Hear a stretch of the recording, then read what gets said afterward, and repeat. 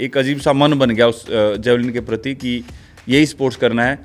मुझे नहीं पता था कि फ्यूचर में क्या होने वाला है, मैं यहाँ तक आने वाला हूँ, ओलंपिक मेडल जीतूंगा, कॉमनवेल्थ, एशियन गेम्स, कुछ भी जीतूंगा, मुझे कुछ नहीं पता था। ऐसा लग रहा है कि डेस्टिनी में लिखा हुआ था कि जेवलिन में ऐसे बोलते हैं कि एक टाइम के बाद थोड़ी रुकती है परफॉर्मेंस, तो पेशेंस की बहुत ज़्यादा ज़रूरत है। वो पैशन था मेरा जेवलिन की वीडियोस देखना और उनको फॉलो करना। जो बाहर के थ्रोवर्स होते थे जिनकी वीडियोस देख के बड़ा हुआ, उनके साथ मैंने कम्पीट किया। ओलंपिक्स विलेज के किस्से सुनाइए।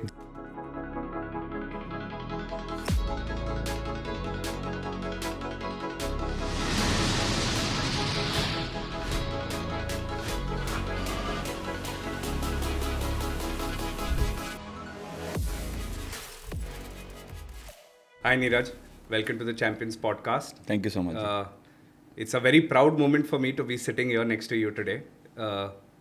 The stuff that you've achieved for the nation, for the sport, I think it's my absolute honor to get the opportunity to have a chat with you this afternoon. So thank you so much. Thank you, बहुत अच्छा लग रहा है जी। नीरज, शुरू से शुरुआत करते हैं जी। आपके चाइल्डहुड के बारे में थोड़ा बताएंगे? हाँ जी बिल्कुल। स्पोर्ट्स से पहले की बात करें या कैसे? स्पोर्ट्स कैसे स्टार्ट हुआ? परिवार के बारे में आप चाइल्डहुड में कैसे थे, जैवलिन कैसे पिकअप किया? चाइल्डहुड में जी, मतलब जब छोटा था, चाइल्डहुड तो ऐसा रहा बिल्कुल गांव में, एक जैसे नॉर्मल परिवार में पला बढ़ा, और कोई स्पोर्ट्स बैकग्राउंड नहीं था। एक फार्मर फैमिली से बिलोंग करता था। और एक छोटा सा एग्जांपल देता हूँ, मैंने कभी स्कूल बंक नहीं किया। मेरा फैमिली वाले स्कूल बंक करवाते थे कभी कभी, जब उनको जैसे जब सीज़न आता था, जब क्योंकि उधर धान लगते हैं और गेहूं की खेती होती है हरियाणा में, तो जब उनको कटवाना होता था तब वो खुद बोलते थे कि नहीं नहीं आज तो छुट्टी कर ले। हाँ। तो मतलब वो एक एग्जांपल के तौर पर बता रहा हूँ कि ऐसे उसमें पला बढ़ा फार्मर फैमिली में, और ये चीज़ें मुझे याद आती है अभी अपनी जर्नी जब मैं पीछे मुड़ के देखता हूँ। तो अपना गांव का देसी खाना, देसी लोगों में रहना और देसी पहनावा, वहाँ से ऐसे जर्नी स्टार्ट हुई थी। फिर धीरे धीरे गांव में तो थोड़ा बहुत खेल लेते थे अलग अलग स्पोर्ट, लेकिन बस शायद से जब जेवलिन की तरफ बढ़े तो पता नहीं था कि यहाँ तक आएंगे और क्यों शुरू कर रहा हूँ, क्या गेम है। सिर्फ जर्नी ऐसे स्टार्ट हो गई थी। और बस यही है, स्पोर्ट्स से पहले की तो ऐसी कहानी थी कि पढ़ाई में भी ठीक ठाक था और गांव में खेलते थे। और माइंड थोड़ा ऐसा था मेरा कि कोई भी काम मिल जाए, चाहे उसमें कोई इंसान ये बोल दे कि ये गिलास यहाँ से उठा के उधर रखना है, या फिर नॉर्मली कि जैसे गांव में घर पे हमारे भैंसें होती थी कि भैंस को पानी पिलाना है सभी भैंसों को, तो मैं वो काम बड़े दिल से करता था। ये एक छोटा सा एग्जांपल इसलिए दे रहा हूँ क्योंकि चाहे मैं अभी स्पोर्ट्स भी कर रहा हूँ, तो मेरा जब मैं काम करता हूँ मेरा माइंड उसमें पूरा 100% होता है। तो वो शायद वो छोटी छोटी चीज़ों से फिर स्पोर्ट्स में उस चीज़ ने हेल्प करी। तो आपने जो भी किया है 100% फोकस? हाँ, मतलब पूरा मन उस पर रहा, चाहे छोटा सा काम है उसको भी इतनी रिस्पॉन्सिबिलिटी और उससे, हाँ, मन से। ग्रेट। बचपन में दूसरे स्पोर्ट्स खेलते थे आप? बिल्कुल, जब गांव में थे तो वॉलीबॉल खेलते थे। जो ऐसे वाली वॉलीबॉल नहीं, जो एक छोटी लेदर की बॉल होती है ना, हाँ। उसको ऐसे मारते हैं वो वाला, तो वो वॉलीबॉल खेलते थे। कबड्डी खेलते थे, क्रिकेट खेला है जब काफ़ी छोटे थे, कुश्ती खेलते थोड़ी बहुत। तो ये स्पोर्ट्स थोड़े बहुत ऐसे मज़े के लिए किए हैं। गिल्ली डंडा वो तो वैसे नॉर्मल खेल इंडिया में जो होते हैं, पर जब ग्राउंड में गया तो जेवलिन बस ऐसे ही रैंडम स्टार्ट हो गया। बस ऐसा लगता है कई बार कि बस डेस्टिनी में लिखा हुआ था ये। और हरियाणा में एकदम स्पोर्ट्स का कल्चर है, तो बिल्कुल सुबह सुबह जब भागने जाते होगे तब भी बहुत सारे बच्चे कुछ ना कुछ कसरत या कुछ ना कुछ स्पोर्ट्स के रिलेटेड करते होंगे। बिल्कुल, जब हम सुबह डेली का ये रूटीन था हमारा, तब तो स्पोर्ट्स का पता भी नहीं था कि मुझे स्पोर्ट्स करना है, पर फिर भी सुबह उठ के 4 बजे उठ के जाना, एक्सरसाइज करना, रनिंग करके आना। और कोई गांव में ग्राउंड या ट्रैक नहीं था, हम सड़क पे ही भागते थे, एक गांव से दूसरे गांव भागते थे, फिर वहाँ से वापस आते थे, एक्सरसाइज करते थे। तो ये डेली का रूटीन था। तो ऐसे ये चीज़ हरियाणा की मुझे बहुत अच्छी लगती है कि आप सुबह जाओगे तो आपको बच्चे एक्सरसाइज करते हुए मिलेंगे। वो स्पोर्ट्स करते हैं नहीं करते हैं, इसलिए जो अगर आप हरियाणा का स्पोर्टिंग कल्चर और हरियाणा की अचीवमेंट देखोगे स्पोर्ट्स में, वो सबसे अलग है, क्योंकि वहाँ पे कल्चर ही ऐसा है कि अपने आप को फिट रखना है, अच्छा खाना खाना है और अच्छी मेहनत करनी है। बढ़िया। आपका और जेवलिन का सिलसिला कब शुरू हुआ? 2011 में मैंने फरवरी में जेवलिन स्टार्ट की थी। उससे पहले मैं 2-3 महीने फिटनेस के लिए गया था स्टेडियम में। जब थोड़ी बहुत फिटनेस ठीक होगी उसके बाद मैंने जेवलिन थ्रो स्टार्ट किया, क्योंकि मैंने वहाँ पे कुछ एथलीट्स थे उनको थ्रो करते हुए देखा। फिर वो उनसे मेरी थोड़ी बहुत बातचीत शुरू हुई और ऐसे ऐसे करके फिर मेरे मन में था कि मुझे भी यार ट्राई करना है, ये कैसे थ्रो करते हैं। वो बस इंटरेस्टिंग लगा मुझे। और फिर जो मेरी फिटनेस करवाते थे जो हमारे सीनियर थे, तो वो उनको जानते थे, तो मैंने ऐसे ही जेवलिन थ्रो करके देखा और फिर उनको लगा कि हाँ तो मैं पहला कर थ्रो सकता कितने हूँ। मीटर्स का था? पहला थ्रो मतलब पहले दिन ऐसे थोड़ा बहुत सीखा। जब थोड़ा पता लग गया कैसे फेंकना है, तो मैंने थोड़े दिन बाद अराउंड 1 महीने के बाद एक कंपटीशन खेला, उसमें मैंने 45 मीटर थ्रो की थी। और 45 मीटर काफ़ी ठीक थ्रो थी इतने दिन में, तो काफ़ी अच्छा लगा था वो 45 to 46 मीटर।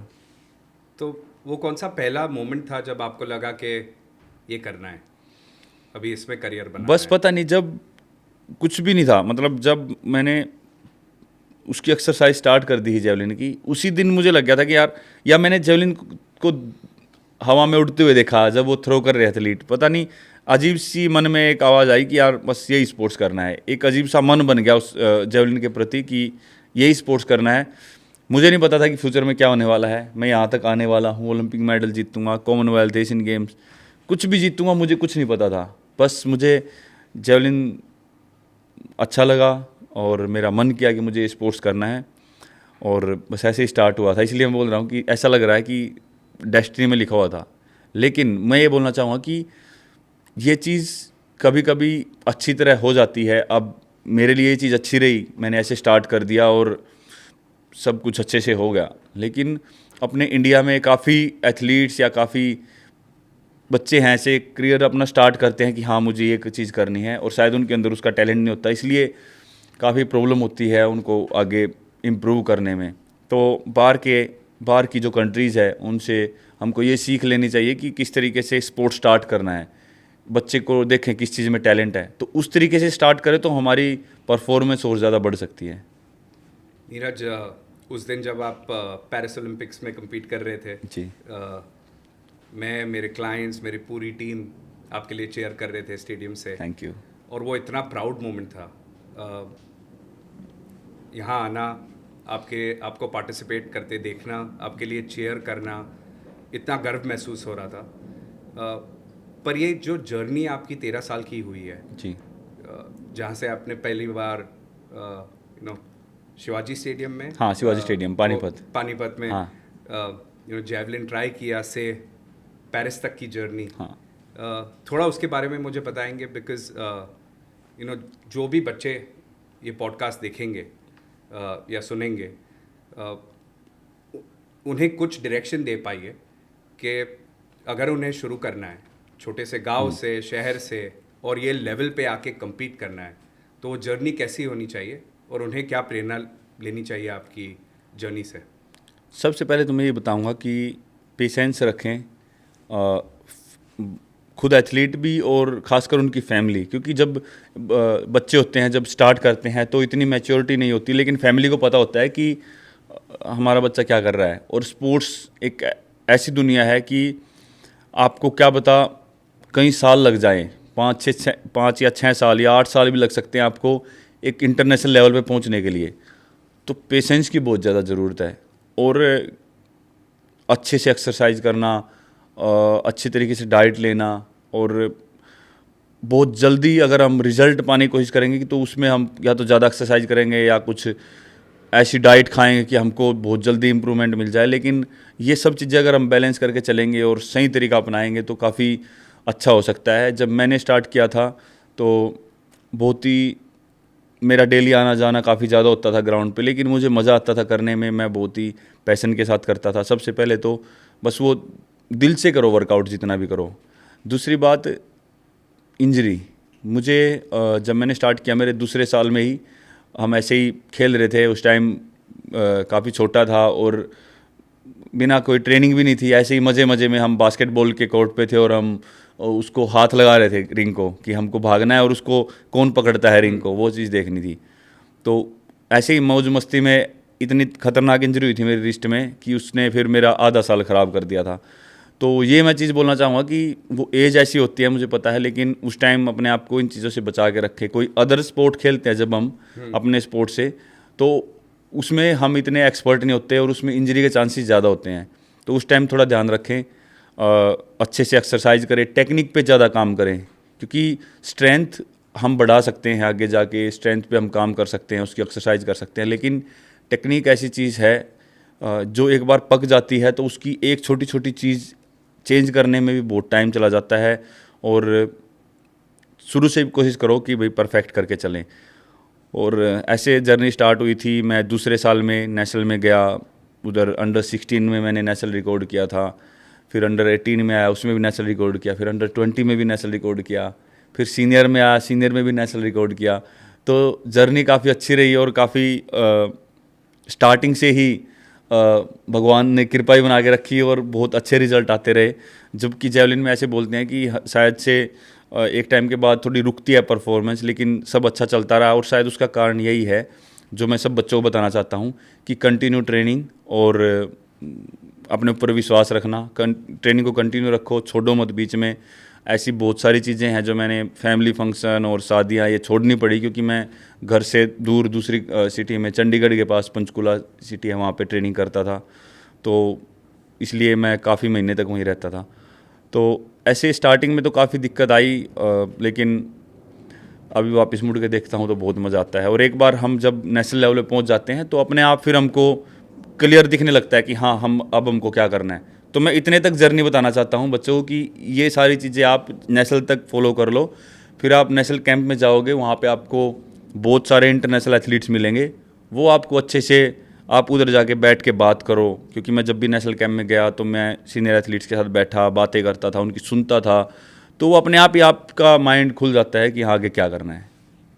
और आपका इनिशियल इंस्पिरेशन कैसे था? बिकॉज एकदम स्टार्टिंग से प्रोफेशनल लेवल तक, स्टार्टिंग में तो इतनी फैसिलिटीज़ या इतना एक्सपर्टीज़ जो स्किल ट्रेनिंग होती है वो टाइम पे शायद नहीं होएगी। तो आपने इंस्पिरेशन कहाँ से ली थी? मेरे पास जी एक छोटा सा फ़ोन होता था, उसमें मेरे फ्रेंड्स से मैंने वीडियो ली थी, उन्होंने डाउनलोड करके यूट्यूब से, और मुझे वो वीडियोस दी थी जेवलिन की। तो वो बहुत ही, मतलब इतनी क्लियर भी नहीं थी और धुंधली सी वीडियो होती है, लेकिन वो पैशन था मेरा जेवलिन की वीडियोस देखना और उनको फॉलो करना, जो बाहर के थ्रोवर्स होते थे। और सबसे अच्छी बात थी कि मेरी फैमिली ने मुझे कभी भी पूछा नहीं कि क्या चल रहा है, इतना टाइम हो गया, रिजल्ट क्यों नहीं आ रहा, मेडल्स क्यों नहीं आ रहे। तो वो हमेशा मुझे सपोर्ट करते रहे। और यही था मोटिवेशन कि एक दिन जो ये मेरे कॉम्पिटिटर्स हैं, एक दिन इनके साथ मुझे खेलना है, जो मतलब इतने सीनियर एथलीट हैं। मुझे नहीं पता था कि मैं यहाँ तक पहुँचूंगा नहीं, लेकिन मेरा अंदर से मन होता था कि मुझे एक दिन इनके साथ कम्पीट करना है। और ये बात है जब मैंने स्टार्ट किया था, और ऐसा 6 से 7 साल में ऐसा हुआ कि मैं जिनकी वीडियोस देख के बड़ा हुआ, उनके साथ मैंने कम्पीट किया 2016-17 में। तो ये मुझे लगता है कि वो एक बात है ना कि इतनी मेहनत करो कि जब तक आपके आइडल आपके कॉम्पिटिटर ना बन जाए। तो वो चीज़ मैंने होते हुए देखी है और वो बहुत ही अमेजिंग फीलिंग होती है। मैं एक्चुअली किसी की बात सुन रहा था और उन्होंने कहा था कि ग्रेजुअली चीज़ें करते रहो जी। और फिर सडनली लाइफ चेंज हो जाए। हाँ। राइट। सो वो आपने ग्रेजुअली कंसिस्टेंटली परफॉर्म करते गए, स्किल एनहेंस करते गए, एंड आज डायमंड लीग देख लो, वर्ल्ड चैम्पियनशिप देख लो, एशियन गेम्स देख लो, कॉमनवेल्थ देख लो, ओलंपिक्स देख लो जी। ऐसा कोई है ही नहीं जहाँ पे आपको मेडल नहीं मिला है। तो जिस स्टेटस पे आप पहुँचे हैं, जिस लेवल पे आपने देश का नाम रोशन किया है, इट्स अमेजिंग कि आप इतनी यंग उम्र में इतना सारा अचीव कर पाए हो। Thank you. पहली बार जब आप इंटरनेशनल कंपटीशन में आए थे, आपके दिमाग में क्या चल रहा था? Can you tell us a little bit about that moment? कौन सा चैंपियनशिप था, आपका परफॉर्मेंस कैसा था, एंड सबसे वहाँ से आपने खुद को पिकअप कैसे किया?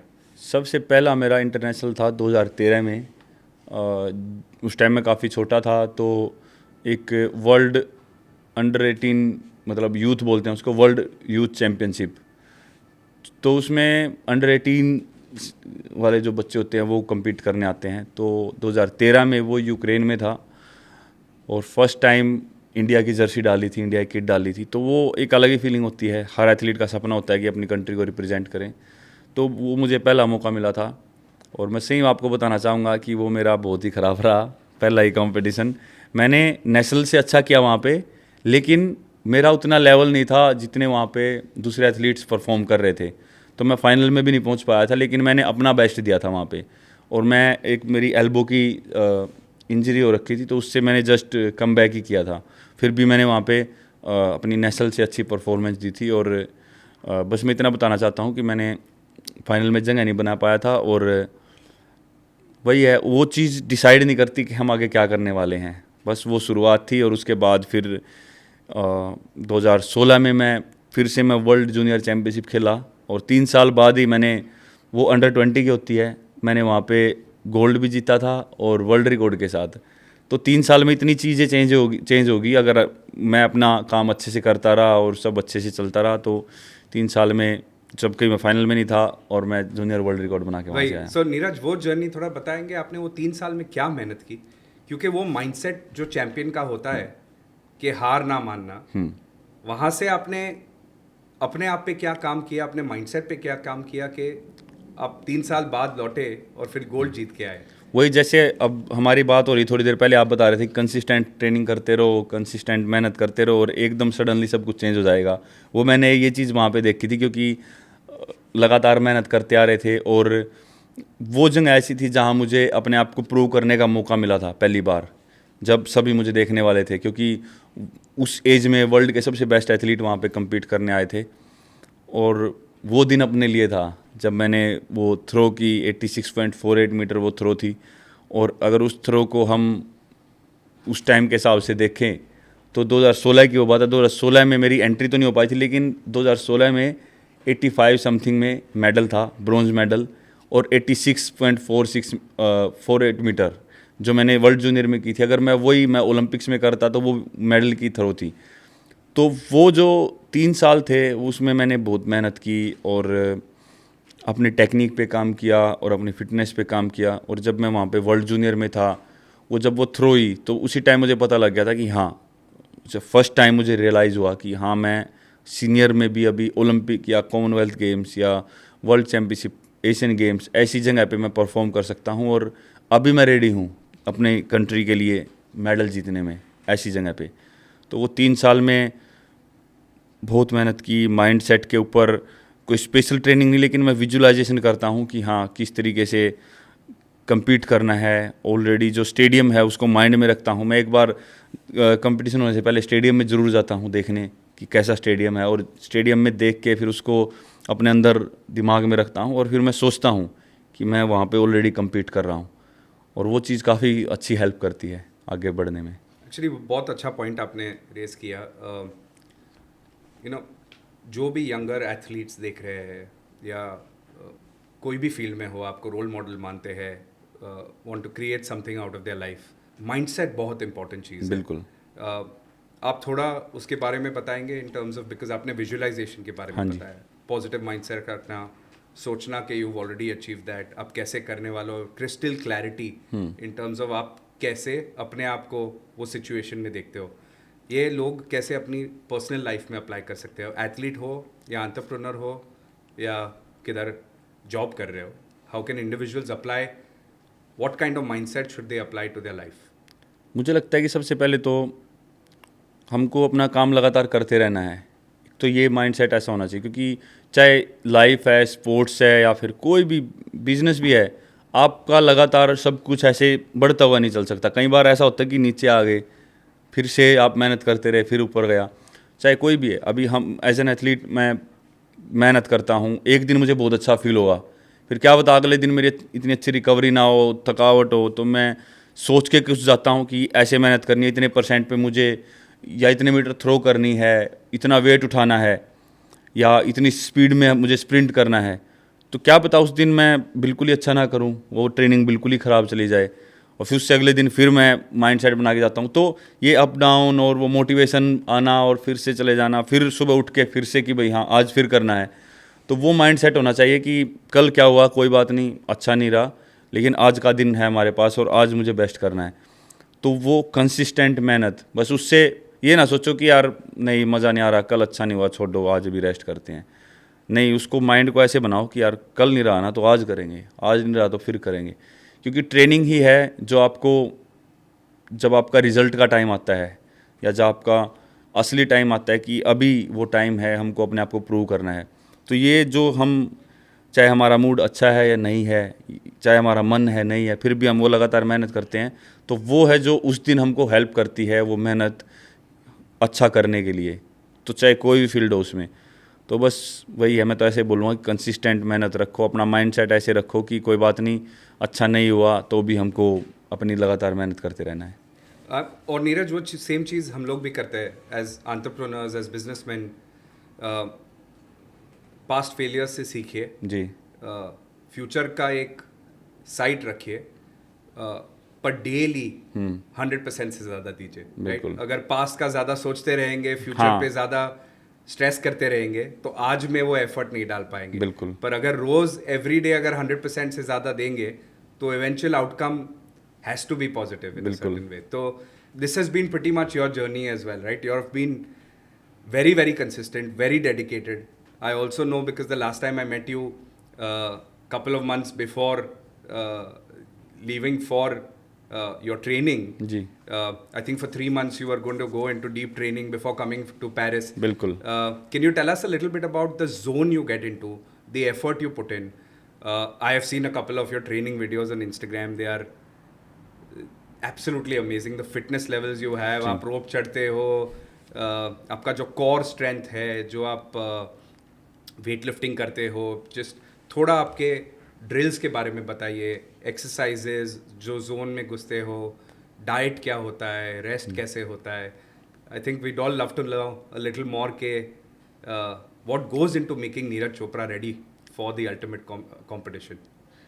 बिल्कुल, वैसे तो जैसे हमारी बात हो रही है कि लगातार मेहनत तो कर ही रहे थे, लेकिन जो 2-3 महीने पहले ओलंपिक से जो वो टाइम था, वो ऐसा था कि हाँ अब जो भी मेहनत पिछली हुई है, मैं घर पे भी जाता था या जो भी काम है वो सभी कर रहा, लेकिन वो टाइम मुझे ऐसा चाहिए था कि अब सिर्फ इस चीज़ को वो टाइम देना, क्योंकि ओलंपिक्स 4 साल में आते हैं और वो पूरा टाइम मैंने उसी को डेडिकेट कर दिया कि अभी 2-3 महीने बाद ओलंपिक्स है और अब मुझे लगातार इसी चीज़ पे काम करना है। तो पूरा वो अच्छे से माइंड सेट बना के, और जो मेरी थोड़ी बहुत इंजरी है उस पर काम करते हैं, तो वो हमने प्रॉपर प्लान बनाया और फिर उस चीज़ पे पूरा काम किया। रिकवरी के लिए पूरा जो क्या डाइट खानी है और कितना खाना है, कैसे करना है, और फिर ट्रेनिंग कितने घंटे करनी है, वो काफ़ी सब कुछ बहुत अच्छे से हुआ। और वही है, जैसा कि मैंने बताया था कि एक बस इंजरी है जो कहीं ना कहीं रुकावट डाल देती है, तो मुझे बस मैं बाकी सब कुछ करता, लेकिन थ्रो मेरी थोड़ी कम हो पाई क्योंकि मेरी ग्रोइन में प्रॉब्लम रही, ग्रोइन में एक इंजरी थी, तो उसकी वजह से मैं बहुत ज़्यादा खुद को पुश नहीं कर पाया, वरना तो बाकी सब कुछ बहुत अच्छे से चला था। और मुझे पर्सनली उस जोन में जाना बहुत ज़्यादा पसंद है, जब खासकर जब बहुत बड़ा कोई इवेंट आ रहा है और अपने आप को वहाँ पे 100% देने के लिए रेडी करना है, तो मुझे बहुत पसंद है कि मैं सब कुछ छोड़ के उस टाइम कम से कम 2 महीने बिल्कुल उस टाइम उस कंपटीशन को दूं और उसके लिए प्रिपेयर होके जाए पूरा। तो आप जब वो 2 महीने देते हो, what does your day look like, training और फूड? हाँ, ट्रेनिंग क्योंकि वैसे तो पूरा साल से चलती है, लेकिन उस टाइम और स्पेशल हो जाता है कितने क्योंकि बजे उठते हो, क्या करते हो, क्या खाते हो? सुबह आराम से मतलब 6-6:30 बजे के आसपास या 7 बजे उठते हैं। उठ के अपना पानी वानी पीना, क्योंकि पूरी रात पानी नहीं पी पाते, तो उठ के कोशिश करते हैं कि तो अच्छा पानी पिएं, और थोड़ा बहुत ब्रेकफास्ट करें। ब्रेकफास्ट करके फिर बीच में थोड़ा गैप होता है ट्रेनिंग के लिए, क्योंकि पहले हम क्या करते थे, इंडिया में थे, सुबह उठते थे, उठते ही मेहनत, वो कहीं ना कहीं स्पोर्टिंग उसमें थोड़ा इतना अच्छा नहीं बताते। एक एज होती है कि आप उस छोटी एज में आप अपने आप को पुश कर सकते हो सुबह उठते ही बिना कुछ खाए पिए, लेकिन जब प्रोफेशनल स्पोर्ट्स स्टार्ट किया तो वो यही बताते हैं कि सुबह उठ के थोड़ा बहुत कुछ खाना खाओ अच्छे से, जब आप जाग जाओ तब जाके आप मेहनत करके आओ दिल से और अपना पूरा 100% फोकस करके। कि पहले हम क्या करते थे, 4 बजे उठ के उठते ही स्टार्ट कर देते थे, पानी पिया थोड़ा बहुत, या चलो भाई चलो रनिंग करने चलते हैं। तो वो चीज़ कहीं ना कहीं जब मैं बाहर गया अभी वो धीरे धीरे सीखी, क्योंकि हमने बाहर के एथलीट्स को देखा जो वर्ल्ड क्लास एथलीट्स हैं किस तरीके से ट्रेनिंग करते हैं। फिर सुबह की ट्रेनिंग करके वापस आके थोड़ा बहुत नहा धो के लंच वगैरह करते थे। फिर थोड़ा एक बीच में नैप लेते हैं 1-1.5 घंटे का, जो भी मतलब अगर शाम, क्योंकि शाम को नॉर्मली हैवी ट्रेनिंग होती है जो शाम को होती थी, सुबह थोड़ी कम करते थे। तो शाम का सेशन थ्रो या वेट लिफ्टिंग या स्प्रिंटिंग जंप्स इसका होता था अलग अलग दिन पे। तो पूरा उसमें कम से कम भी, जैसे सुबह का सेशन आप मान लो 2.5 से 3 घंटे का होता, शाम का 3 से 4 घंटे का, 4 घंटे भी खिंच जाता था कभी कभी। तो ये होता था। और आके मतलब टोटली मैं आपको बताना चाहूँगा कि खाने पीने में, ट्रेनिंग में और रेस्ट में, इस चीज़ में हमारा पूरा दिन निकल जाता है जब हम प्रॉपर जब तैयारी कर रहे होते हैं किसी चीज़ की। और लोगों को लगता है कि काफ़ी टाइम तक मैं बाहर जाता हूँ या कभी स्विट्ज़रलैंड रह रहा हूँ, टर्की रह रहा हूँ, लेकिन अगर हमारा रूटीन दिखे डेली का तो काफ़ी बोरिंग लाइफ लगती है कई बार, क्योंकि तो 2-3, focus और practice। हाँ 1.5-2 महीना क्या बता, सिर्फ एक ही चीज़ चलती रहे। ये रूम है, यहाँ पे डाइनिंग एरिया है, ये ग्राउंड है, ये यही लाइन है बस। इससे यहाँ तक जाना है, यहाँ से वापस आना है, कुछ भी कहीं नहीं, क्या बता, मार्केट भी ना हो आसपास किसी ट्रेनिंग फैसिलिटी के, और कोई सिटी में ना हो, सिटी से काफ़ी दूर होते हैं कई बार। तो बस वही उतना ही होता है। बट नीरज वही चैंपियंस बनाता ना, आप काफी हाँ young बस हो। कुछ ना कुछ छोड़ना पड़ता है वो उस चीज़ आप में। आप काफी यंग हो, और ये एज पे इतना फोकस और डेडिकेशन देना और भटकना नहीं जी। कि रात को पार्टिंग चले गए या किधर कुछ बाहर चले गए, and having that line and daily routine and that daily discipline gets you the results that you, so you have to sacrifice something in order to get the output that you want बिल्कुल। with that level of concentration and focus. It's incredible, you know, talking to champions like yourself, पता चलता है कि कितनी मेहनत जाती है, कितना डिसिप्लिन जाता है, कितना संघर्ष होता है और कितना फोकस होता है। बिल्कुल। और सबसे to बड़ी get बात that है, output. और सबसे बड़ी बात है जी, मैं उसको इंजॉय करता हूँ। मतलब मैं कभी भी ऐसे नहीं होता कि यार क्या चल रहा है लाइफ में। वो सबसे अच्छी बात है कि अगर आप इंजॉय कर रहे हो ना, तो वो फिर आपको और अच्छा रिजल्ट मिलेगा। तो मैं अपने रूटीन को और उस चीज़ को, अपनी लाइफ को इंजॉय करता हूँ। तो मेरी फेवरेट बुक योग सूत्र है, और मैं हमेशा इसके बारे में बात करता हूँ। और योग सूत्र में एक सूत्र का एकदम स्ट्रॉन्ग मीनिंग है कि कोई भी चीज़ अगर पूरे दिल से करो, रोज़ करो, लंबे समय के लिए करो, तो आउटपुट अच्छा आना ही आना है। बिल्कुल। राइट। और वो क्लियरली आपके डेडिकेशन और आपके जर्नी से वो दिखता ही है कि यू नो नीरज चोपड़ा ऐसे ही गोल्ड सिल्वर नहीं लाते, जी। उसके पीछे कंटिन्यूस प्रैक्टिस और डेडिकेशन चलते रहता है। Thank you. What kind of food do you eat Neeraj when you are practicing? ज़्यादातर मैं प्रेफर करता हूँ कि खासकर जब इंडिया में होता हूँ वेजिटेरियन फूड, लेकिन बाहर वो पॉसिबल नहीं होता, तो वहाँ पे अंडे या कभी कभी चिकन वगैरह खाना पड़ता है। पर मैं कोशिश करता हूँ मेरे फूड खाने में सबसे ज़्यादा सैलेड वगैरह और फ्रूट्स, दही, या यहाँ बाहर योगर्ट होते हैं, उसमें ड्राई फ्रूट्स मिक्स होते हैं, तो वो काफ़ी अच्छे लगते हैं। और खासकर जब सुबह ब्रेकफास्ट करते हैं तो लाइट ब्रेकफास्ट रहता है, उसमें थोड़ा बहुत ब्रेड वगैरह हो गया, इंडिया में तो रोटी है, और थोड़ा बहुत पनीर हो गया या अंडा हो गया, और उसके साथ थोड़े बहुत फ्रूट्स, योगर्ट, तो वो कहीं ना कहीं ज़रूरी हैं। एक एनर्जी मिलती है ट्रेनिंग पूरी कंप्लीट करने में। और दोपहर में राइस, रोटी, दाल, या उसमें थोड़ा बहुत चिकन हो गया, और सैलेड, और साथ में अगर हमको एडिशनल प्रोटीन चाहिए तो प्रोटीन शेक ले लेते हैं, कोई भी अच्छी कंपनी। जब ट्रेनिंग ख़त्म करते हैं उसके जस्ट बाद भी कई बार हम 15 से 20 मिनट के अंदर अंदर वो करते हैं। तो वो लंच करके फिर थोड़ा बहुत हम नैप लेते हैं, ताकि शाम की ट्रेनिंग के लिए वो रेडी हो सके। फिर शाम की ट्रेनिंग के बाद फिर जो डिनर होता है वो भी थोड़ा लाइट होता है, क्योंकि रात को फिर ज़्यादा खाना खा के फिर वही है, मोटापा ही बढ़ेगा। तो उस टाइम काफ़ी मतलब जैसे सैलेड ज़्यादा खा लिया, या स्प्राउट्स, और बाकी की जैसे दूध पी लेते हैं कई बार सोते टाइम। तो वही है, अलग अलग दिन डिपेंड करता है कि हम कहाँ पे हैं। कई बार तो बहुत ही सिंपल खाना खाना पड़ता है, बाहर सैलेड से ही काम चलाना पड़ता है, या फिर कभी कभी ब्रेड मिल जाते हैं। खासकर यूरोप में कई ट्रेनिंग फैसिलिटीज़ में बहुत ही कम वो होता है। पर वही है, ज़्यादातर अपना अगर प्रोटीन वगैरह पूरा करना है तो यही डेयरी प्रोडक्ट से करना पड़ता है। तो अभी आप पेरिस में विलेज में क्या खा रहे थे? विलेज में यहाँ पे फ्रूट्स वगैरह मिलते थे काफ़ी, और अपनी एक एशियन का पूरा एक वो काउंटर था, तो वहाँ पे दाल और राइस और अलग अलग तरह की पता नहीं उन्होंने चटनी सी बना रखी थी वो, और चीज़ वगैरह रखा रहता था वहाँ पे। तो ज़्यादातर हम उसी काउंटर पे जाते थे, क्योंकि अपना मुझे वैसे इतनी आदत नहीं है, मैं कोई भी खाना खा लेता हूँ, लेकिन अगर इंडियन मिल रहा है तो बढ़िया है थोड़ा, तो वहाँ पे हम जाते थे। और बाकी जो नॉर्मली सैलेड वगैरह था तो वो वहाँ पे सैलेड उसमें जाके लेते थे। थोड़ा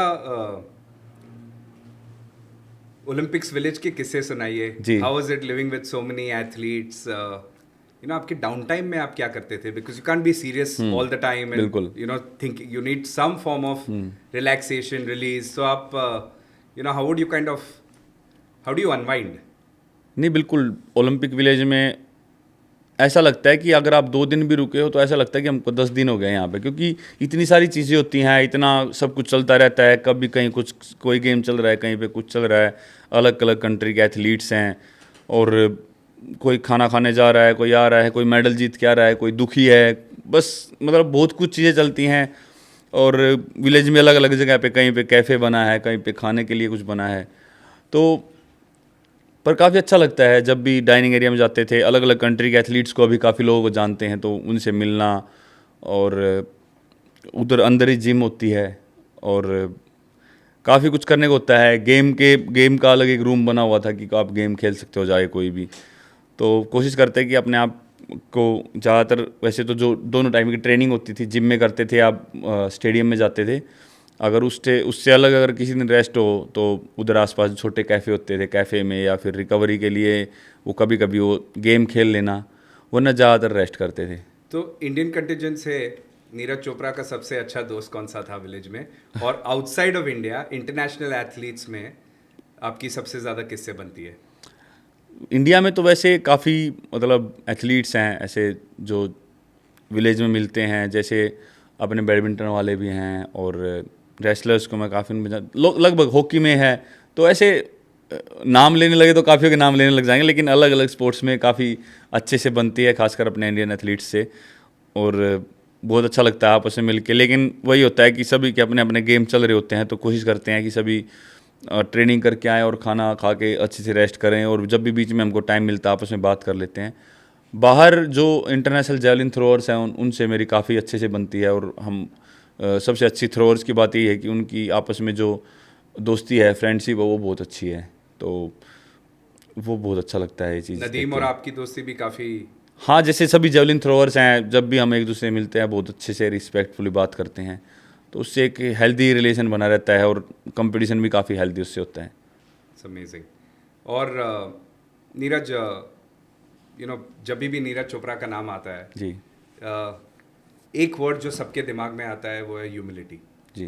आपने लास्ट 7-8 साल में इतनी चीज़ें अचीव की है, पर आप एकदम हम्बल है, एकदम डाउन टू अर्थ है। And I think that is a quality every human being should aspire to apply to themselves, right? Ego बिल्कुल नहीं है आपके अंदर। Is this something that you've consciously worked on, कि आपका नेचर ही ऐसा है?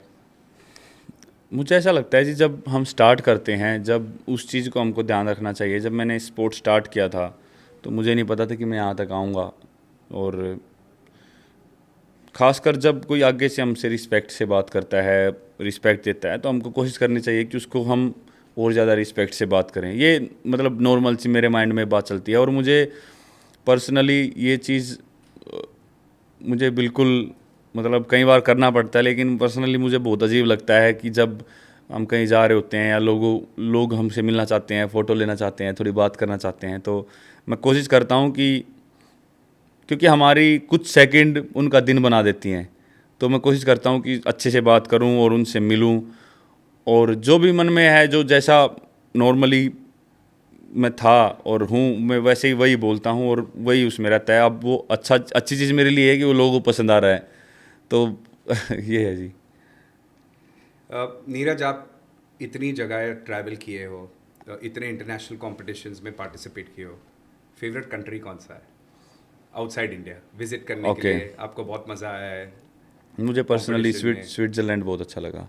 स्विट्ज़रलैंड। हाँ, मैंने ट्रेनिंग भी की वहाँ पे, मैंने कम्पीट भी किया, वहाँ पे सिटी भी अच्छी है, ज़ूरिक में मैं घूमा, और बाकी के जो छोटी छोटी जगह हैं जैसे ग्रिंडलवाल्ड, इंटरलाकन, उस एरिया में जहाँ पे पूरा पहाड़ी एरिया है और बर्फ़ पड़ती है, और पूरा मतलब आप समर में जाओगे तो पूरा ग्रीन होगा और विंटर में जाओगे तो पूरा मतलब वाइट होता है।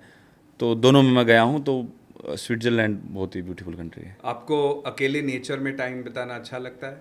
बिल्कुल, जब मैं किसी ट्रेनिंग उसमें होता हूँ, ट्रेनिंग सेंटर में, तो वहाँ पे नॉर्मली जो भी ओलंपिक ट्रेनिंग सेंटर होते हैं अलग अलग कंट्रीज़ में, वो बिल्कुल ऐसी जगह पे होते हैं, सिटी से बहुत ज़्यादा दूर, एक छोटी सी जगह पे, या तो पहाड़ों में होंगे या जंगल के आसपास होंगे।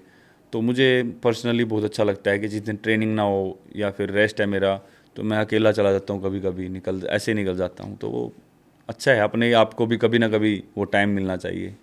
Great. Spending time alone, हाँ, ज़रूरी है वो भी। strategizing, getting your thoughts together, हाँ जी, calming down, बिल्कुल, वो बहुत अच्छा शांति मिलती है। शांति मिलती है. That's good. Um, outside of sports, outside of athletics, track and field, who is Neeraj Chopra? क्या चीज़ें पसंद है आपको? मुझे स्पोर्ट्स से अलग कोशिश करता हूँ कि जो भी टाइम मिल सके फैमिली के साथ रहना, बातें करना, उनके साथ लेट रात तक बैठ के ऐसे ही, बस कुछ भी, अगर पुरानी बातें भी चलती हैं, ज़्यादातर पुरानी बातें ही होती हैं, ऐसी कभी भी बातें नहीं चलती कि क्या चल रहा है लाइफ में, स्पोर्ट्स कैसा है, बस वही पुरानी बातें उनको याद करके खुश रहते हैं, वो बहुत पसंद है। दोस्तों के साथ घूमना फिरना और फ़ोटोज़ लेना, फ़ोटोग्राफी बहुत पसंद है। कैमरा अपना पर्सनल मेरे पास रहता है, तो मैं फ़ोटोग्राफी कर लेता हूँ थोड़ी बहुत। और बस यही छोटी मोटी चीज़ें हैं, मुझे लगता है कि, और गाड़ी भी काफ़ी अच्छी लगती है, गाड़ी चलाना, और गाड़ी का शौक है, तो मज़ा आता है उसमें भी। फेवरेट कार है कोई? कार तो काफ़ी हैं ऐसे, लेकिन फ़िलहाल मेरे पास अभी ओलंपिक के बाद, टोक्यो ओलंपिक के बाद मस्टैंग ली थी, तो अच्छा लगता है, उसका जो एग्जॉस्ट है उसको चलाने में मज़ा आता है। बढ़िया. मूवीज़ देखते हो? हाँ जी, आपकी सबसे फेवरेट मूवी? मूवीज़ मैंने एक्चुअली कोविड टाइम में बहुत देखी, जब पूरा लॉकडाउन था, स्टेडियम बंद थे, ग्राउंड पे जाना ही नहीं था, तो पूरा दिन रूम में कुछ भी नहीं होता था काम, थोड़ा बहुत हम रूम के अंदर या गैलरी में थोड़ी ट्रेनिंग कर लेते थे, पर पूरा दिन क्या करें, फिर वही है, उस टाइम मैंने काफ़ी मूवीज़ देखी थी, और मैंने वही मूवीज़ देखी जो काफ़ी पुरानी भी हैं और जो बेस्ट IMDb रेटिंग थी जिनकी, तो मैंने उन मूवीज़ को देखा, जैसे फॉरेस्ट गम मुझे बहुत पसंद आई, कास्ट अवे और अ ब्यूटीफुल माइंड, तो ऐसी काफ़ी ऐसी मूवीज़ थी, टॉम तो हैंक्स जो, पसंद है हाँ, आपको? तो उनकी ऐसी मूवी अच्छी लगी, मतलब काफ़ी, वो थोड़ा हट के स्टोरी थी। और एनी स्पोर्ट्स मूवीज़ जो आपको इंस्पायर किए?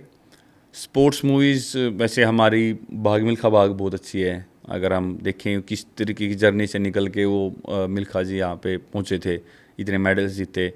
और बाहर की एक आइस हॉकी की मूवी थी, मिरेकल मिरेकल ऐसा कुछ, हाँ हाँ जी, तो वो भी काफ़ी अच्छी लगी थी मूवी। स्पोर्ट्स की तो काफ़ी, मतलब आप कोई भी देख लो, आपको पर पूरा उसको बैठ के टाइम देना पड़ेगा, क्योंकि मुझे तो बहुत मज़ा आता है, और मैं बिल्कुल ऐसे टाइम पे देखता हूँ अकेला, जब रेस्ट डे होता है, ताकि मैं उसको पूरा फोकस से देख सकूँ। आज नहीं तो कल एक पिक्चर नीरज चोपड़ा पे बननी ही है. आपको आज की तारीख में अगर वो कोई एक एक्टर आपका बायोपिक कर पाए, वो आपको कौन सा लगता है वो एक्टर होना चाहिए? सबसे पहले तो जी फिटनेस, और वो कुछ ना कुछ स्पोर्ट्स से रिलेशन होना चाहिए। पहले मुझे लगता था कि क्योंकि मैं हरियाणा से हूँ तो रणदीप हुड्डा जी थोड़ा अच्छे से कर लेंगे, लेकिन मतलब वो है कि जब वो टाइम आएगा पता नहीं, मतलब वो मूवी आनी या नहीं आनी है वो बात की बात है, लेकिन हाँ, एक एथलीट जैसी बॉडी होनी चाहिए, थोड़ा फिजिक अच्छी होनी चाहिए, जैसे टाइगर श्रॉफ की, विद्युत जामवाल की अच्छी है, लेकिन थोड़ा बहुत फेस वो मिलना भी चाहिए आपस में। तो शाहिद कपूर उनके भाई हैं, ईशान खट्टर है ना, वो उनकी फिटनेस मतलब अच्छी है, और वो कहीं ना कहीं मुझे लगता है कि वो कर यंग सकते एक्टर हैं। जो हाँ, तो लेके पर जाए. लेट्स सी, देखते हैं क्या रहेगा, वो तो आगे के डिसीजन है, क्या होनी है, नहीं होनी है, कैसे होनी है। नीरज, जनरली सबको लगता है कि आप ओवरनाइट स्टार बन गए जी, टोक्यो ओलंपिक्स में गोल्ड जीतने के बाद, पर उसके पहले भी आपने बहुत अचीव किया है, राइट? तो आप थोड़ा उसके बारे में बताएंगे, आप आपकी इंटरनेशनल जर्नी और कंसिस्टेंट परफॉर्मेंस आपने जो किया है। जी, खासकर मुझे लगता है जी कि जो आजकल सोशल मीडिया का ज़माना है, जब सोशल मीडिया पे फॉलोवर बढ़ने लगते हैं तो लोग उसको सक्सेस मानते हैं। तो वही है, जब मैंने टोक्यो में जीता अपनी कंट्री के लिए गोल्ड मेडल, तो एकदम काफ़ी फॉलोअर्स बढ़े और बस वही लोगों को लगा कि हाँ, अभी एकदम काफ़ी लोगों ने जानना शुरू किया कि हाँ, नीरज ने मेडल जीता। लेकिन उससे पहले जब शुरुआत हुई थी 2016 में हो चुकी थी, जब मैंने वर्ल्ड जूनियर रिकॉर्ड किया था, और 2018 में कॉमनवेल्थ एशियन गेम्स खेले, वहाँ पे दोनों में गोल्ड था। तो वो भी एक मेरे लिए बहुत बड़ी अचीवमेंट्स थी। और मैं सभी को यही बताना चाहता हूँ, जो जो स्पोर्ट्स स्टार्ट करेंगे, ये सोच के मत करना कि आप एकदम ओवरनाइट स्टार बन जाओगे, क्योंकि 2021 में मैंने ओलंपिक में गोल्ड जीता, लेकिन मैंने जो शुरुआत की 2011 में की थी, तो 10 साल लगे हैं मुझे ओलंपिक खेलने में और जीतने में। तो ये चीज़ हमेशा ध्यान रखना कि आपको 10 साल का वेट करना पड़ सकता है, ओवरनाइट कुछ भी नहीं मिलता। अमेजिंग। वही Neeraj it all comes back to के करते रहो बिल्कुल बिल्कुल। कर्म कर, हाँ, फल की चिंता आशा मत रख। जी बिल्कुल। और वो इवेंचुअली आएगा ही हाँ। आएगा। कोई भी एथलीट या कोई भी इंडिविजुअल को सक्सेसफुल होने के लिए एक अच्छा कोच, एक अच्छा मेंटोर बहुत ज़्यादा इंपॉर्टेंट होता है।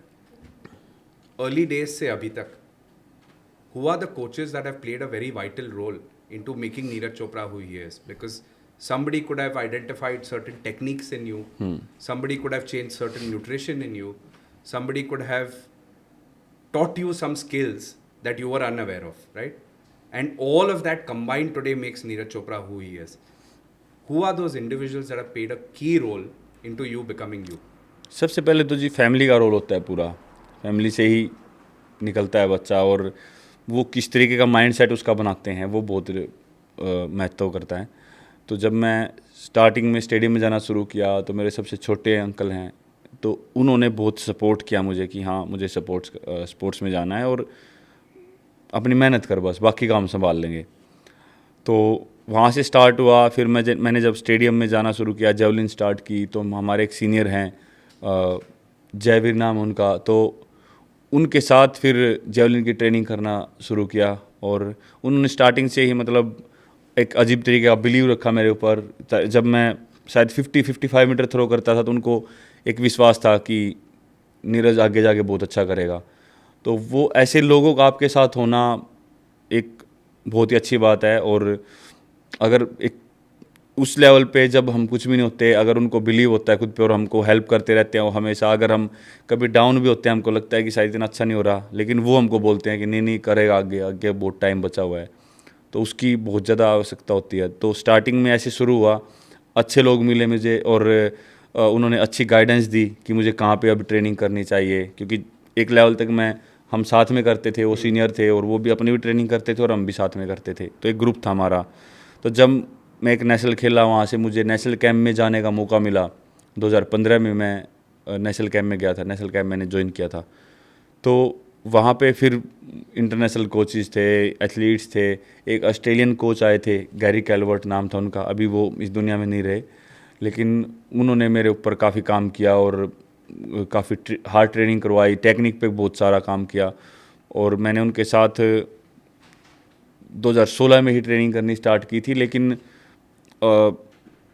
उसके 5-6 महीने में ही, जब मैं जुलाई में वर्ल्ड जूनियर खेल रहा है, तो उन्होंने इतनी हेल्प की कि मैंने वहाँ से बहुत सारा मतलब बहुत इंप्रूवमेंट की अपनी थ्रो में, और मैंने वो वर्ल्ड जूनियर रिकॉर्ड उन्हीं के साथ में कोचिंग कर रहा जब बनाया।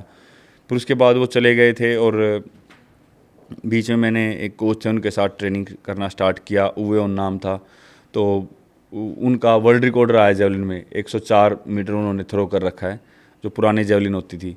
तो वो भी काफ़ी अच्छे से ट्रेनिंग करवाते थे, अच्छे कोच थे, पर उनकी ट्रेनिंग का जो पैटर्न था वो शायद वो मेरी अकॉर्डिंग मतलब या मेरी बॉडी के लिए जो सही है वो शायद इतना वो नहीं हो पा रहा। तो मुझे कुछ ना कुछ खिंचाव या इंजरी ऐसे हो रहे थे। तो फिर अभी जो कोच हैं जर्मनी से हैं, क्लाउस बार्टोनिज उनका नाम है।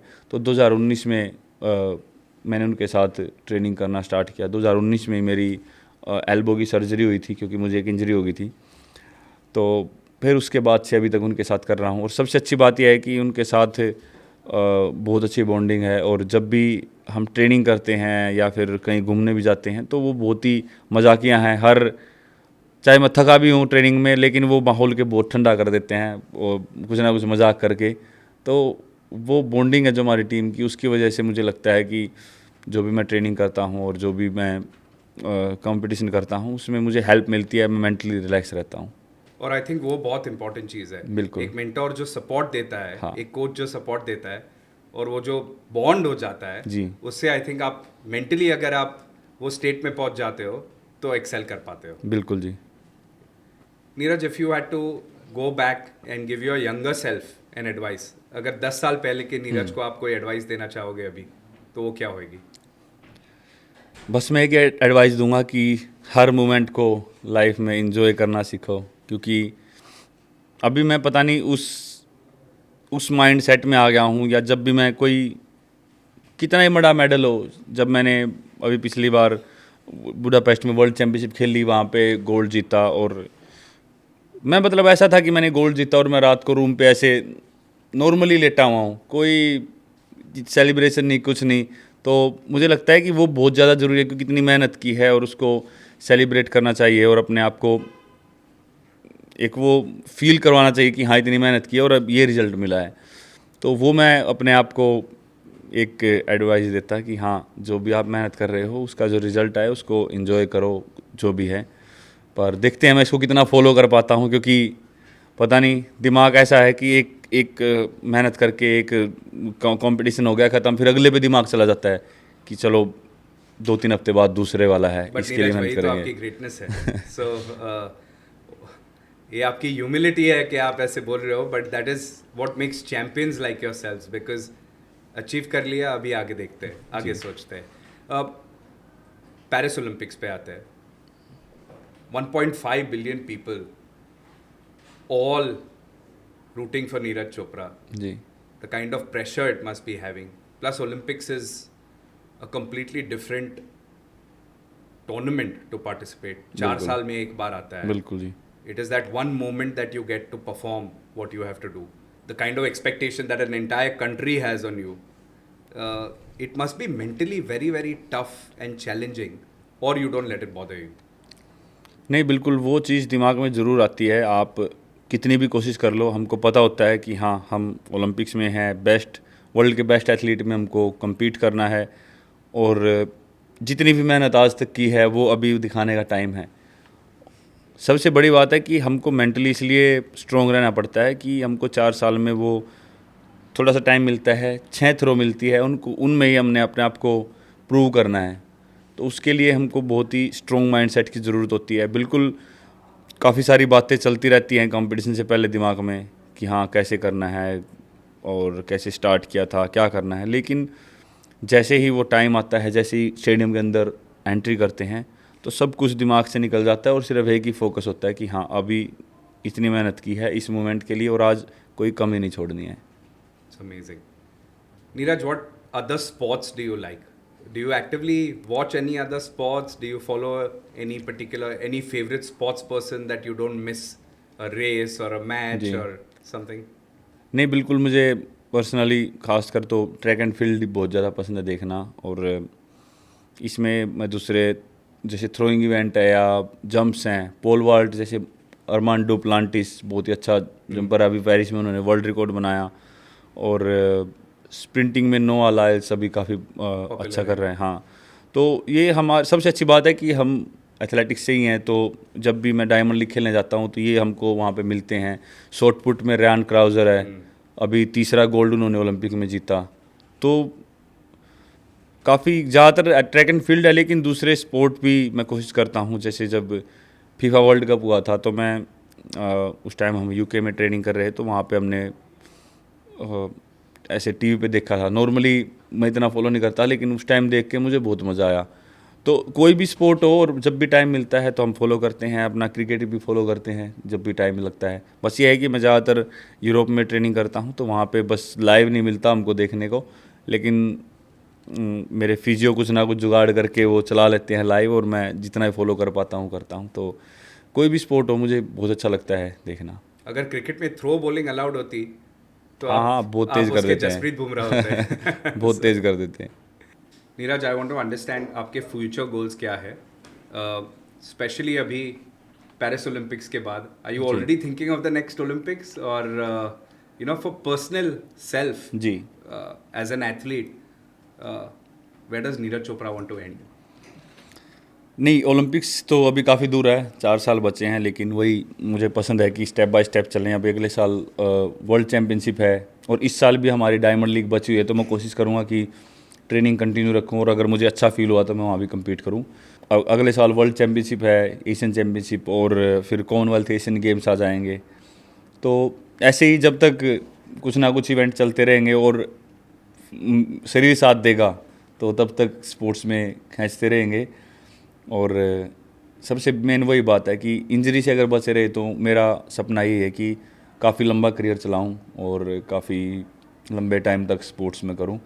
और उसके बाद जब स्पोर्ट्स ख़त्म हो जाएगा फिर उसके बाद कोशिश करूंगा कि स्पोर्ट्स में ही कुछ करूं, क्योंकि अपना पूरा टाइम मतलब जितनी भी अभी तक लाइफ है उसमें से आधी से ज़्यादा लाइफ मैंने स्पोर्ट्स को दी है, तो स्पोर्ट्स के लिए ही कुछ कर सकता हूँ अच्छे से मैं, और उसी में मैं कोशिश करूँगा अपनी कंट्री का स्पोर्ट्स ऊपर उठा सकें। Amazing. Neeraj, our next segment is called On the Spot. मैं आपको क्वेश्चंस पूछूंगा और आपके दिमाग में जो भी आता है आप फर्स्ट आंसर दे दीजिए। ठीक है। जैवलिन थ्रो और decathlon? Javelin throw. Training in the morning और इवनिंग? इवनिंग। लोकल मीट्स और international championships? International championship. Strength training और technique drills? Technique drills. Favourite competition venue? यही ओलंपिक या वर्ल्ड चैम्पियनशिप जैसी जगह जब भरा पड़ा हो, 80,000 या 1 लाख 1 लाख लोग बैठे हों, तो जितने ज़्यादा क्राउड उतना अच्छा लगता है। तो पेरिस ओलंपिक्स हम लोग भीड़ में थे, वन आपको ऑफ द cheer बेस्ट। कर रहे यस, थे। हाँ जी। इंडिविजुअल स्पोर्ट्स और टीम स्पोर्ट्स? डिफरेंस बता सकता हूँ दोनों में? हाँ please. वैसे इंडिविजुअल स्पोर्ट का ऐसा है कि आप अकेले के ऊपर है सब कुछ। टीम स्पोर्ट्स में कहीं ना कहीं टफनेस ये है कि आपको सभी टीम को साथ में इकट्ठे कैसे काम करना है, वो बहुत मुश्किल है। कोच का काफ़ी मुश्किल काम है, लेकिन आपके पास आपके साथ में आपको थपकी मारने वाले हैं कि हाँ चलो कोई बात नहीं, कोई इंजर्ड भी होगा तो दूसरा बैठा है आपके लिए बाहर से आके वो खेल लेगा। इंडिविजुअल में आपको कोई थपके मारने वाला नहीं है अंदर। अगर आपको कुछ थोड़ी सी भी प्रॉब्लम, उंगली में भी चोट लग गई तो, और अगर मुझे जेवलिन फेंकने में दिक्कत हो रही है तो मेरी जगह कोई आ नहीं सकता। तो ये कोई ना कहीं ना कहीं वो चीज़ है। तो मतलब पता नहीं इस चीज़ में कंपैरिजन कैसे करूँ, लेकिन मैं इंडिविजुअल स्पोर्ट करता हूँ तो मैं इंडिविजुअल को ही अच्छा मानूंगा। वार्म अप रूटीन, स्ट्रेचिंग या डायनामिक एक्सरसाइजेस? वार्म अप में स्ट्रेचिंग में काफ़ी करता हूँ। Winning with a personal best और a dramatic final? Winning with personal best. Gold medal या world record? Okay, world record हो गया तो गोल्ड मेडल अपने आप ही मिल जाएगा। पोस्ट कॉम्पिटिशन रिलैक्सेशन, आप मेडिटेशन करते हो या सोशलाइजिंग करते हो? थोड़ा बहुत विजुअलाइजेशन, मेडिटेशन नहीं मान लो एक तरह से। अर्ली मॉर्निंग या late nights? Early morning. Favourite sports nutrition, natural food या supplement? Natural food. Who is your sporting idol? जब मैंने स्टार्ट किया था तब से ही मैं यान ज़िलैज़नी, जो जिनका वर्ल्ड रिकॉर्ड है जेवलिन में, उनकी वीडियोस देखना बहुत पसंद करता हूँ और आज भी मेरे वो बेस्ट जेवलिन थ्रोअर हैं। तो and I pray to God from the bottom of my heart कि एक दिन आप उनका वर्ल्ड रिकॉर्ड तोड़े। Thank you so much. Most underrated athlete in track and field? Throwers को अंडररेटेड माना जाता है, वैसे ही बताऊँ तो फील्ड इवेंट्स पे इतना ध्यान नहीं दिया जाता। ऐसे नाम तो नहीं ले सकता, लेकिन काफ़ी ऐसे हैं एथलीट जो फील्ड इवेंट्स में बहुत अच्छा करते हैं लेकिन उनको उतनी पहचान नहीं मिल पाती ट्रैक एथलीट्स की तरह। फॉर एग्जांपल अगर मैं बताना चाहूँ तो अगर ट्रैक इवेंट्स में कोई भी अच्छा करेगा, वर्ल्ड क्लास एथलीट होगा तो उसका बहुत ज़्यादा नाम होगा। फील्ड इवेंट्स में हमारे पास रियान क्राउजर है जो 3 बार का ओलंपिक चैम्पियन है, वर्ल्ड रिकॉर्ड होल्डर है, उसको इतना लोग नहीं जानते। तो जिसको पता है उनको पता है कि ये एक बहुत ही ज़बरदस्त और महान खिलाड़ी है, लेकिन बहुत सारे लोगों को उनके बारे में पता नहीं होगा। नीरज, आपसे बातचीत करके बहुत मजा आया। Thank you so much. Golden boy of India, you have a golden heart. Thank you, मुझे भी बहुत अच्छा लगा। थैंक यू सो मच जी। It's been an absolute pleasure and God bless you. I hope you make the world record very very soon. Thank you so much. Not very soon, अगर time भी लग जाए कोई बात नहीं, पर अगर आपकी बात सच हो जाए तो मज़ा आ जाएगा। Thank you. Thank you thank you so much.